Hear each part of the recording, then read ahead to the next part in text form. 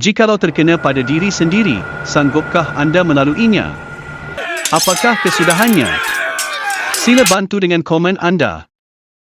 Ini adalah kehidupan seorang anak muda yang berlaku di Subang Jaya, Selangor ketika beliau masih aktif pengajian kolej jurusan perakaunan. Sikit padalah. Kaki semua. Lagi. Cik, yuk. Ustaz Jumar. Mama kan tahu.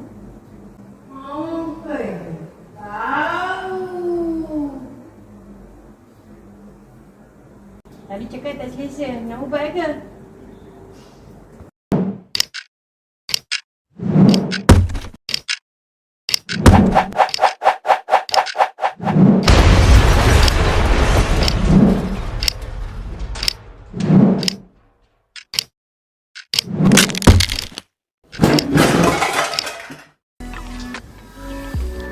Bila boleh pergi kolej ni? Saya kaki buntut, leceh, sakit Allah.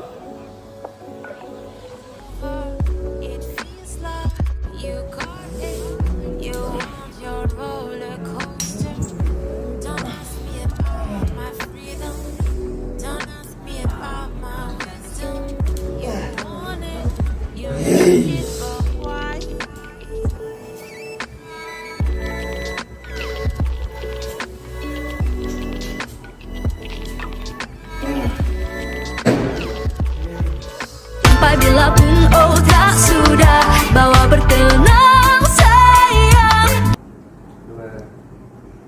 Ya.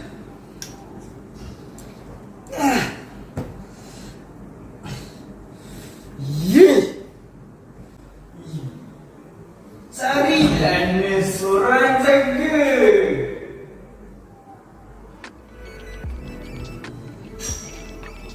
Mana nak cari nurse? Nurse lelaki ke nurse perempuan? Aku perlukan kau tiada dan penuh alasan oh. Mana ada nurse perempuan yang jaga kau? Mana ada nurse perempuan yang jaga kau?